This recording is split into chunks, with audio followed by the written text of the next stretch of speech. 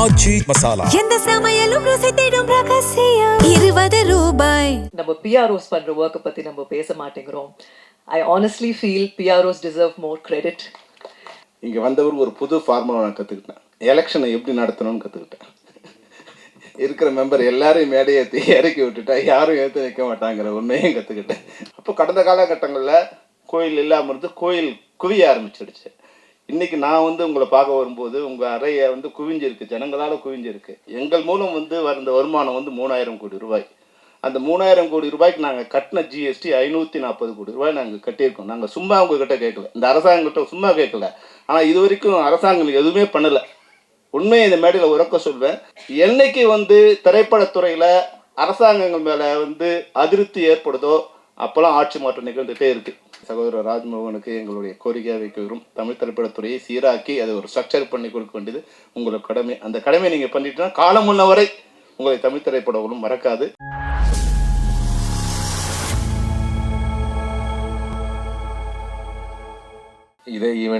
இதே இடத்துல நிறைய ஈவெண்ட் நான் வந்திருக்கிறேன். So good night lover, tourist family with love, இந்த படத்தோட சக்ஸஸ் மீட், இந்த படத்தோட நாங்கள் ரிலீஸ் பண்ணுறது எல்லாமே இங்கே தான் பண்ணுவோம். ஸோ இது கொஞ்சம் வித்தியாசமாக இருக்குது. எனக்கு மாண்புமிகு அமைச்சர் அவங்க தலைமையில் இந்த ஒரு ஃபங்க்ஷன் பண்ணுறது ஐ ஃபீல் ஹாப்பி. எனக்கு அமைச்சர் சாரை ஃபஸ்ட்டாக நான் எப்படி பார்த்துருக்கேன்னா, புட்சட்னி அப்படின்னு சொல்லிட்டு ஒரு இதில் ரஜினி சாரை பற்றி கபாலியோட ஒரு விஷயத்த ஒன்று பேசியிருப்பார். கடவுள் இருக்கிறானா அப்படின்னு ஒரு சைலண்ட் லுக் எடுத்துட்டு தலைவன் இருக்கிறான் அப்படின்னு கண்ணாடி போட்டு இறங்குவார். ஸோ அப்படி பார்த்த ஒரு நபர் இன்னைக்கு இவ்வளோ பெரிய ஒரு இடத்துக்கு இருக்கிறது ரொம்ப ரொம்ப சந்தோஷம். அண்ட் பெரியவங்க எல்லாமே சொல்லிட்டாங்க. எனக்கு அந்த அளவுக்கு நாலேஜ் நிஜமாக தெரில. பட் PRO சங்கத்தை பற்றி நான் என்ன பார்க்குறேன்னா, நம்ம ஒரு படம் எடுத்து முடிச்சுட்டு அந்த படத்தை லாபம் சம்பாதிக்கிறோம், அந்த படம் ஹிட் ஆகுது, எல்லா பெருமையும் நமக்கு வருது. ஆனால் அது எல்லாத்தையும் கொடுத்துட்டு அவங்க அந்த வாசலில் நின்று சூப்பராக படம் பண்ணீங்கன்னு சொல்லிட்டு சிரிச்சிட்டே போவாங்க. அப்போ நான் நினைப்பேன், இவங்க எல்லாம் எவ்வளோ அன்பு நமக்கு திரும்ப கொடுக்குறாங்க, நம்ம என்ன திரும்ப கொடுக்குறோம் இவங்களுக்கு அப்படிங்கிற மாதிரி தான் எனக்கு ஒரு தாட் ப்ராசஸ் இருந்துகிட்டே இருந்தது. ஸோ உங்கள் எல்லாருக்குமே இந்த மனமார்ந்த நன்றி. அண்ட் சௌந்தர்யா அக்கா என்னோட அக்கா மாதிரி. அவங்க நிறைய ஃபங்க்ஷன்ஸ்க்கு நான் சில நேரம் இன்வைட் பண்ணும்போது கூப்பிடுவாங்க, அக்காவை கூப்பிட முடியுமான்னு, வரணுமா அப்படின்னு கேட்பாங்க. இந்த விஷயத்துக்கு யுவராஜ் கூப்பிட்டாரு. அடுத்த நிமிஷம் வரணுமா கொஸ்டினே இல்லை, வரேன் தம்பி அப்படின்ட்டாங்க. ஸோ இது எவ்வளோ இம்பார்ட்டண்டான ஒரு விஷயம்னு எனக்கும் அது தெரியப்படுத்துச்சு. So thank you so much. எல்லோரும் ஹாப்பியாக சந்தோஷமாக இருங்க. யுவராஜ் என்னோட பிரதர், அவர் 4 படத்தையும் எனக்கு ஒரு பெரிய சூப்பர் ஹிட் படமாக பண்ணி கொடுத்தாரு. 5வது நானும் அக்காவும் சேர்ந்து இன்னொன்று பண்ணுறோம். அதை பிளாக் பஸ்டராக பண்ணி கொடுப்பாருன்னு நம்புறேன். நல்ல படம் எடுத்துருவோம். ஸோ மீதியை நீங்கள் பார்த்துக்கோங்க. Thank you so much. All the best. எல்லாருக்கும் வணக்கம். ஆனரபிள் மினிஸ்டர் ராஜ்மோகன் வணக்கம். தம்பி சொன்ன மாதிரி I'm really very happy to be here today. And எனக்கு ஒரு விஷயம் ரொம்ப ஸ்ட்ராங்காக மனசில் பட்டுச்சு. when யுவராஜ் சார் இந்த மாதிரி ஒரு இவெண்ட் இருக்குன்னா நான் அந்த இவெண்ட்டுக்கு வரணும் அண்ட் இந்த விஷயத்தை நான் மேடையில் சொல்லணும்னு எனக்கு பட்டுச்சு.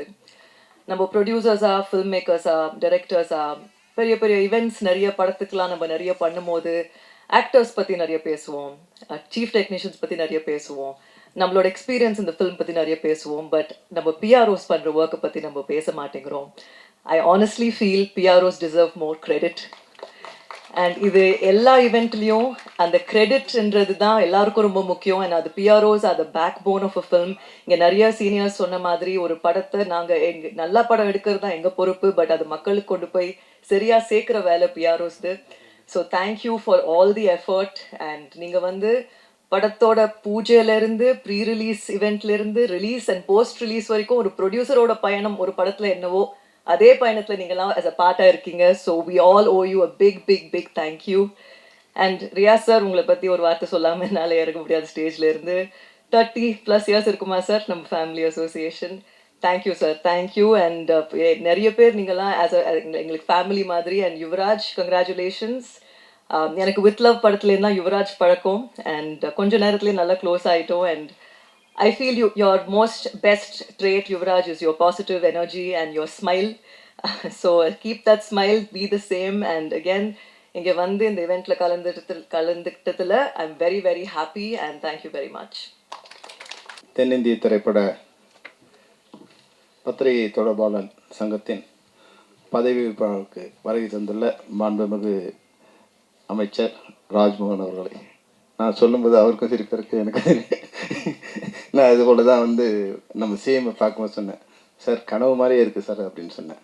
ஆனால் எனக்கு கூட கனவு மாதிரி தான் இருக்குது. என்ன நம்ப முடியலண்ணே. அவர் சொன்னால் நான் ஆகிட்டேன்னு கீழே இருக்கிற யாருக்கும் நம்ப முடிய மாட்டேங்குதுன்னு அப்படின்னாரு. உண்மையிலே இது ஒரு கனவு தான். இந்த நிகழ்ச்சிக்கு தலைமை தாங்கியுள்ள அமைச்சர் அவர்களுக்கும் பத்திரிகை தொடர்பாளர் உறுப்பினர் அனைவருக்கும் என்னுடைய வாழ்த்துக்கள். இங்கே வந்தவர் ஒரு புது ஃபார்முலா நான் கற்றுக்கிட்டேன். எலெக்ஷனை எப்படி நடத்தணும்னு கற்றுக்கிட்டேன். இருக்கிற மெம்பர் எல்லாரையும் மேடையை இறக்கி விட்டுட்டா யாரும் ஏற்று நிற்க மாட்டாங்கிற உண்மையும் கற்றுக்கிட்டேன். அடுத்து அது ரொம்ப ஈஸியாக இருக்கும். உண்மையில் பத்திரிகை தொடர்பாளரை பொறுத்தவரைக்கும் நாங்கள் வந்து ஒரு நண்பர்கள் போல தான் படுவோம். டைமண்ட் பாபுலேருந்து, சிங்காரவேலேருந்து, மௌன உறவிலேருந்து, ரியாஸ்லேருந்து நிறைய பேர் வந்து 40 வருஷம் 50 வருஷம் ஆனால் கூட அவங்க பேரோட அவங்க நட்போடு இருக்கிற மாதிரி தான், ஒரு சகோதரர் மாதிரி தான் நாங்கள் உங்களோட பழகியிருக்கோம். அதனால் வந்து வந்தவொடனே யுவராஜ் கேட்டேன், யுவராஜ் எப்போ முடியும்னு. அண்ணே நீங்கள் வந்துட்டீங்க, வர்றது தான் உங்கள் கடமை, அனுப்புறது எங்களோட கடமை, எப்போ அனுப்பணுமோ அப்போ நீங்கள் போகலான்னாரு. நான் சொன்னேன், நீங்கள் 8 மணிக்கு ஆரம்பித்தாலும் இருக்கணும், 9 மணிக்கு ஆரம்பித்தாலும் இருக்கணும், இல்லைன்னா நான் பத்திரிகை இல்லாமல் போயிடுவோம்பான்னு சொன்னேன். அந்த வகையில் வந்து ஒரு நெருக்கமான உறவோடு இருக்கிற உங்கள் சங்கம் மிக சிறப்பான ஒரு நல்ல நிலை அடையணும். அதுபோல் வந்து நான் வந்து அமைச்சர் ராஜ்மோகனுக்கு ஒரு கடங்காரன், கடன் பெற்றுக்கோன்னு சொல்லுங்க, அது மாதிரி கடங்காரன். எங்களுக்கு தமிழ் கொஞ்சம் கடன் கொடுக்கணும். அந்த கடனை நீங்கள் கொடுத்தீங்கன்னா அவருக்கு கடனை கொடுத்துட்டு அந்த கடனை அடிச்சுட்டு எங்கள் கோரிக்கைகளை நாங்கள் கேட்போம். அதனால் வந்து என்னென்னா, ஒரே ஒரு விஷயந்தான். நான் இப்போ இதுக்கு போகும்போது, செக்ரட்டரியேட் போகும்போது குவியலாக மக்கள் இருந்துகிட்டே இருந்தாங்க. அப்போ வந்து ஒரு விஷயத்த நான் சகோதரர் ராஜ்மோகன் சொல்ல விரும்புகிறேன். அதாவது அண்ணா, அவர் பேரறிஞர் அண்ணா பதவி இருக்கும்போது அவர் வந்து அவருடைய சகாக்களுக்கு சொன்னாராம், இப்போ கோயிலில் வந்து நிறைய கூட்டம் கம்மியாயிடுச்சுன்னு. அவர் சொன்னாராம், இது ஒரு அளவுகோலாக எடுத்துக்கணும். என்னைக்கு கோயிலில் கூட்டம் அதிகமாகுதோ அன்னைக்கு நம்ம வீழ்ச்சியை தொடங்குதுன்னு அர்த்தம்னு சொன்னாராம். நமக்கு புரியல என்னன்னு. ஏன்னா மக்கள் வந்து நம்ம மேலே நம்பிக்கை வச்சு கோயிலுக்கு போகிறத நிறுத்திட்டு நம்மக்கிட்ட வராங்க. அப்போ நம்ம அவங்களோட நம்பிக்கையை, அவங்களுடைய கனவை நிறைவேற்றும்னு நினச்சி நம்மக்கிட்ட வராங்க. நம்ம மேலே நம்பிக்கையை போய்த்து கோயில்களில் எப்போ கூட்டம் அதிகமாகுதோ அப்போ அரசு மேலே நம்பிக்கை இருந்துட்டாங்கன்னு அர்த்தம். அதை ஒரு அளவுகோலாக வச்சுன்னு சொன்னாங்க. அப்போ கடந்த காலகட்டங்களில் கோயில் இல்லாமல் இருந்து கோயில் குவிய ஆரம்பிச்சிடுச்சு. இன்றைக்கி நான் வந்து உங்களை பார்க்க வரும்போது உங்கள் அறையை வந்து குவிஞ்சிருக்கு, ஜனங்களால் குவிஞ்சிருக்கு. அந்த நம்பிக்கை வந்து நீங்கள் நிறைவேற்றி கொடுக்கணும் தான் எங்களுடைய. 2 நேரங்களில் அந்த கூட்டம் குறையும். ஒன்று, எங்களோட கோரிக்கையெல்லாம் நிறைவேறும் போது, இல்லை உங்கள் மேலே நம்பிக்கை இல்லாத போது. எங்களோட கோரிக்கையை நீங்கள் நிறைவேற்றி அதன் மூலம் வந்து அங்கே கூட்டம் குறையணுங்கிறது தான் எங்களோட வேண்டுகோள். நிச்சயமாக தமிழ் திரைப்படத்துறையில் தயாரிப்பாளர் சங்க தலைவர் கேட்டார், எங்கள் சங்கத்துக்கு இடம் கொடுங்கன்னு. நான் கேட்குறேன், தயாரிப்பாளர்கள் வீடு விற்காத ஒரு சூழ்நிலை ஏற்படுத்துங்க, அவங்க சங்கத்தை கட்டிப்பாங்க. இன்றைக்கி வந்து ஒரு இண்டஸ்ட்ரியில் வந்து பல பேர் என்ன நினைக்கிறாங்க, சினிமாக்காரங்களுக்கு வந்து ஏதோ கவர்மெண்ட் கொடுத்துருச்சுன்னு தான். ஒரு உண்மையை நான் அந்த மேடையில் சொல்கிறேன். போன வருஷம் எங்களுடைய வருமானம், அதாவது எங்கள் மூலம் வந்து வந்த வருமானம் வந்து 3000 கோடி ரூபாய். அந்த 3000 கோடி ரூபாய்க்கு நாங்கள் கட்டின ஜிஎஸ்டி 540 கோடி ரூபாய் நாங்கள் கட்டியிருக்கோம். நாங்கள் சும்மா உங்ககிட்ட கேட்கல, இந்த அரசாங்ககிட்ட சும்மா கேட்கல. ஆனால் இது வரைக்கும் அரசாங்கம் எதுவுமே பண்ணலை. உண்மையை இந்த மேடையில் உறக்க சொல்வேன், எங்களுக்கு எதுவும் பண்ணல. ஒரு படத்துக்கு 7 லட்சம் ரூபாய் வந்து ஒரு கொடுப்பாங்க, அதுக்கு ஒரு 50 படத்துக்கு கொடுப்பாங்க. அது வந்து எவ்வளோ வருடம், ஒரு 3 கோடி வரும்.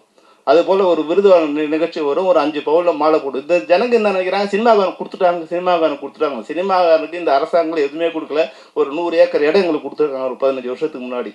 அதில் வீடு கட்டுறதுக்கு முயற்சி நாங்கள் பண்ணிகிட்டே இருக்கோம். அதனால் ஒரு வருஷத்துக்கும் இன்றைக்கி நான் போன வருஷம் 540 கோடி கொடுத்தோன்னா இந்த வருஷம் 4000 கோடி அந்த ஆண்டு வருமானம். அப்போ அதை நீங்கள் கணக்கு போட்டுங்க. அப்போ நீங்கள் வந்து எங்களுக்கு பண்ண போகிற செலவு வந்து ஒரு 100 கோடியிலேருந்து 150 கோடி பண்ணிங்கன்னா அதுவே மிகப்பெரிய விஷயமா இருக்கும். இன்னொரு அளவுகோல் நீங்கள் எடுத்துக்கலாம். என்னைக்கு வந்து திரைப்படத்துறையில் அரசாங்கங்கள் மேலே வந்து அதிருப்தி ஏற்படுதோ அப்போல்லாம் ஆட்சி மாற்றம் நிகழ்ந்துகிட்டே இருக்குது. இதை நான் வந்து ஒரு இதுவாக சொல்லலை, நீங்கள் எப்போனாலும் பார்த்துங்க. எங்களால் வெளியே சொல்ல முடியாது, ஆனால் எங்கள் மனசு குமுறிட்டே இருக்கும். எங்களோட குமுறல் எப்போ ஆரம்பிக்குதோ அப்போ இப்போ எங்களை பொறுத்த வரைக்கும் ஒரு சந்தோஷமான சூழ்நிலை இருக்குது. இப்போ நாங்கள் உங்கள்கிட்ட கேட்குறதுலாம் வந்து ஒரு பெரிய இதில் நான் ஐயா சார் கூட சொன்னேன், சிஎம் சார் கூட, சார் என்ன ஒன்றும் வேணாம் சார், வந்து ஊழலற்ற ஒரு அரசு, லஞ்சமற்ற நிர்வாகம், பாதுகாப்பான சமுதாயம், இதை கொடுங்க. என் பொண்ணு வந்து வெளியே போகிற 12 மணிக்கு வெளியே போகிறா, 10 மணிக்கு வெளியே போகிறா, 6 மணிக்கு வெளியே போகிறா, என் குழந்தை வந்து 3 வயசு குழந்தை வெளியே போகுது. இதெல்லாம் பாதுகாப்பாக நாங்கள் இருக்கிற ஒரு சமுதாயம். இன்றைக்கி வந்து உண்மையிலே கனவு மாதிரி இருக்குது. இந்த லஞ்சங்கிறது வந்து வாங்குறவங்க கொஞ்சம் பயந்து இருக்காங்க. அந்த கனவு மெய்ப்பட வேண்டும். அதுதான் இப்போ நீங்கள் வந்து எங்களுக்கு பண்ண வேண்டிய விஷயம் வந்து அந்த கனவு மெய்ப்பட்டுச்சுன்னா வேறு ஒன்றுமே வேண்டாம். எங்களுக்கு நீங்கள் 1000 ரூபா கொடுக்க வேண்டாம், சிலிண்டர் கேஸ் கொடுக்க வேண்டாம், இதெல்லாத்தையும் நாங்கள் பார்த்துப்போம். எங்ககிட்ட வந்து லட்சக்கணக்கில் நீங்கள் கொள்ளையடிச்சிட்டு எங்களுக்கு 100 ரூபா 1000 ரூபா கொடுத்துக்கிட்டு இருக்க நிலை இல்லாமல் நாங்கள் காப்பாற்றி கொடுத்த திறமை இருக்குது. தமிழ்நாட்டை பொறுத்த வரைக்கும் யார்கிட்டையும் கையேந்த வேண்டிய சூழ்நிலை இல்லாதது தான் இந்த தமிழ்நாட்டு மக்கள் இருக்காங்க. என்னென்னா எங்களுக்கு முறைப்படியான ஒரு அரசாங்கம் இருந்தால் போதும், அதை கொடுப்பாங்கங்கிற ஒரு நம்பிக்கையை இன்றைக்கி வந்து இந்த அரசாங்கம் ஏற்படுத்தியிருக்கு. அதுதான் வந்து ஒரு புதிய கனவு. தமிழ்நாட்டை வந்து ஒரு யுவராஜாவும் தென்னிந்திய பத்திரிகைத்தோட பார்க்க யுவராஜும் வந்திருக்காங்க தான் நல்ல நேரமாக நினைக்கிறேன். தமிழ்நாட்டுக்கும் நல்ல நேரம், இந்த சங்கத்துக்கும் நல்ல நேரம். அதை பொறுத்தவரையில் எங்களுக்கு ஒன்று நீங்கள் பண்ணிங்கன்னா நல்லாயிருக்கும். என்னென்னா ஒரு ஸ்ட்ரக்சர் பண்ணி கொடுத்துருங்க. எங்கள் திரைப்படத்துறையை ஒரு ஸ்ட்ரக்சர் பண்ணி கொடுத்துருங்க. ஒரு தமிழ்நாடு ஃபிலிம் டெவலப்மெண்ட் கார்பரேஷன், ஒரு அரசு கீழே ஒரு அரசு IAS அதிகாரி கீழே இந்த துறையும் போது இங்கே தலைக்கு பெருதணும்னு இருக்கும். அது வல்லாலாம் வந்து ஒரு சிண்டிகேட் பண்ணிக்கிட்டு சின்ன ஆட்களை வாழ முடியாத ஒரு சூழ்நிலை இருக்கும். எல்லா துறையிலும் வந்து ஒரு ஃபிஷர்மேனை வச்சுங்க. நீங்கள் கட்டுமரத்தில் போகிறவங்க ஒரு வரைக்கும் இருக்கலாம், கட்டுமரத்தில் போகிறவங்க எங்கே மீன் பிடிக்கலாம், பெருமை கப்பலில் போகிறவங்க எங்கே மீன் பிடிக்கலாம்னு இருக்கும். ஆனால் இங்கே வந்து சைக்கிளில் போகிறவனுக்கு ஒரு பார்த்துருக்கு, காரில் போகிறவனுக்கு பார்த்துருக்கு, பஸ்ஸில் போகிற பெரும் பார்த்துருக்கு. ஆனால் திரைப்படத்துறையில் சின்ன தயாரிப்பாளர்கள் சின்ன திரைப்படங்கள் வாழ்வதற்கான ஒரு சூழ்நிலையே இல்லாமல் பெரிய திரைப்படங்கள் மொத்தத்தையும் கபலி இருக்கும் பண்ணுங்க சூழ்நிலை. பெரிய திரைப்படங்கள் வரணும், ஆனால் சின்ன திரைப்படங்கள் வாழ்வதற்கான ஒரு சூழ்நிலை ஏற்படுத்தினாதான் தமிழ் கலாச்சாரம் தமிழர் பண்பாடு எந்த படங்கள் வளரும்னா தமிழ் திரைப்படங்கள் சின்ன திரைப்படங்கள் மட்டும்தான் வளரும். அந்த திரைப்படங்களை காப்பாற்றினீங்கன்னா தமிழ்நாட்டோட கலாச்சாரம் உலக அளவில் பரப்பப்படும். தமிழ்நாடும் நல்லா இருக்கும், தமிழரும் நல்லா இருப்பாங்க, தமிழ் திரைப்பட தயாரிப்பாளரும் நல்லா இருப்பாங்க. ஒரு 250 படம் வெளியாகின்ற காலகட்டத்தில் 220 படங்கள் சிறு திரைப்படங்கள் தான் வெளியாகுது.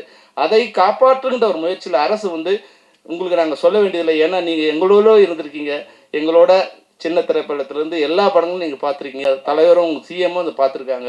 எங்களை பொறுத்த வரைக்கும் இந்த நேரத்தில் இந்த கோரிக்கை நான் வந்து எங்கள் யாருக்காகவும் இல்லாமல் எங்கள் அனைவருக்குமான நீங்கள் அந்த ஒரு ஸ்ட்ரக்சரை நீங்கள் பண்ணி கொடுத்துட்டீங்கன்னா ப்ரொடியூசர் நல்லா இருப்பாங்க, ஆர்டிஸ்ட் நல்லா இருப்பாங்க, டெக்னீஷியன் நல்லா இருப்பாங்க, லேபர்ஸ் நல்லா இருப்பாங்க, அதில் வர எக்ஸிபியூட்டர் டிஸ்ட்ரிபியூட்டர்லேருந்து இன்றைக்கி வர பத்திரிகை தொடர்பாளர் வரைக்கும் அந்த பிரச்சனை இல்லாமல் இருக்கும். ஒரு ஸ்ட்ரக்சர் மட்டும் நீங்கள் பண்ணி கொடுத்தீங்கன்னா போதும். உண்மையாகவே இந்த ஆட்சி எங்களுக்கு ஒரு நம்பிக்கை ஏற்படுத்தியிருக்கு. நீங்கள் எங்கள் நண்பருங்கிறதால உங்களை எல்லா வகையிலும் பயன்படுத்திட்டாங்க. 90 பேருக்கு மாலை போடுற அளவுக்கு கூட நீங்கள் இருந்து கவலைப்படாமல் கஷ்டப்படாமல் போட்டீங்க. அந்த உங்கள் நல்ல உள்ளத்துக்கு நன்றி. உங்களிடம் நாங்கள் எதையும் பெரிதாக எதிர்பார்க்கவில்லை. எங்ககிட்டேருந்து ஒரு கான்ட்ரிபியூஷன் வந்து இந்த அரசுக்கும் இந்த தமிழ்நாட்டுக்கும் நாங்கள் கொடுத்துட்ருக்கோம். அதுலேருந்து கொடுக்க வேண்டிய நியாயமான பங்கு எங்களுக்கு கொடுங்க. எங்கே ஒரு தவறான ஒரு இமேஜ் வந்து இங்கே பரவிட்டு இருக்கு. சினிமாக்காரன் கொடுத்துட்டாங்க, நாங்கள் எங்களை ஒன்றும் இல்லை மேடையில் உட்கார வச்சு லெஃப்டில் கமலஹாசன் ரைட்டில் ரஜினிகாந்த் உட்காந்து நீங்கள் பண்ணி விழா நடத்துறது தவிர வேறு எங்களுக்கு அதன் மூலம் எங்களுக்கு என்ன வருமானம்னா ஒரு நாள் வந்து நாங்கள் விழா நடத்தணும். அதை பார்த்து ஜனங்க வந்து எங்களுக்கு ஏதோ வாரி கொடுத்துட்டாங்கிற ஒரு இமேஜை தான் கிரியேட் பண்ணியிருக்க தவிர எங்களுக்கு இது வரைக்கும் வந்ததில் திரைப்பட தொழிலாளர்கள் நான் சொல்கிறேன், திரைப்பட தொழிலாளர்களுக்கு ஒரு 100 ஏக்கர் இடம் கொடுத்துருக்காங்க. நிச்சயம் அதைத்தான் இந்த 50 வருடத்தில் திரைப்பட தொழிலாளர் கிடைத்த ஒரு லாபம். அதை தவிர நிறைய விஷயங்கள் இருக்குது. நாங்கள் நீங்களே சொன்னீங்க ஒரு நாள் பெப்சிக்கு நாங்களே வரோம் சார் உட்காந்து. நிச்சயமாக நீங்கள் எப்போ இல்லை நாங்கள் வரோம். இன்னும் ஏன்னா உங்கள் வேலை பொழுது பார்க்கும்போது எங்களுக்கு பயமாக இருக்குது. எப்போ பார்த்தாலும் உங்களுக்கு எக்கச்சக்கமான ஒர்க் இருக்காது. பள்ளிக்கல்வித்துறைன்னா நான் இந்த டிரான்ஸ்ஃபர் நேரத்தில் சொல்ல முடியாது. உங்கள் வெளியே ஆரம்பித்து வெளிகேட்டு வரைக்கும் ஆள் இருக்காங்க. உங்களால் வந்து நிச்சயமாக வர முடியாது. நீங்கள் வரணும்னு நினைக்கிறீங்க, ஆனால் வர முடியாது. அதனால் வந்து ஒரு மணி நேரத்தை எங்களுக்காக நீங்கள் ஒதுக்கி கொடுத்தீங்கன்னா நாங்கள் வந்து எங்களுடைய ஒரு முன்னாடி சொன்னேன். இப்போ தம்பி இருக்கார் ஜெகதீசன் வந்து சொல்றீங்களா? ஏன்னா ஜெகதீஷ் இருக்கிற வரைக்கும் உண்மையில இல்லை. ஜெகதீஷ் வந்து மிகச்சிறந்த அறிவாளி. அந்த அறிவாளிக்கு தலைவனாக இருக்கிறோம். நீங்கள் மிகப்பெரிய அறிவாளியாக இருக்கணும். ஏன்னா அவனை கண்ட்ரோல் பண்ணுறதே கஷ்டம். ஜெகதீஷை கண்ட்ரோல் பண்ணுறதுக்கு ஒரு நீலவேணி குதிரையை ராஜா தேசிங்கால தான் கண்ட்ரோல் பண்ண முடியும். ஜெகதீஷனோட திறமையானவனத்தை தான் கண்ட்ரோல் பண்ண முடியும். ஏன்னா அவனோட அறிவு அவர். ஆமாம், ஜெகதீசன் இயக்குனர், செயற்குழு உறுப்பினர், அதை விட வந்து இன்னையோட CMோட 10 வருடத்துக்கு மேலாக தொடர்ந்து பயணித்தவர். அதனால் எல்லாரையும் விட மிக நெருக்கமானவர் அவர் வந்து. அதனால் அவரும் உங்ககிட்டையும் பழக்கமானவர், CMக்கும் நெருக்கமானவர்.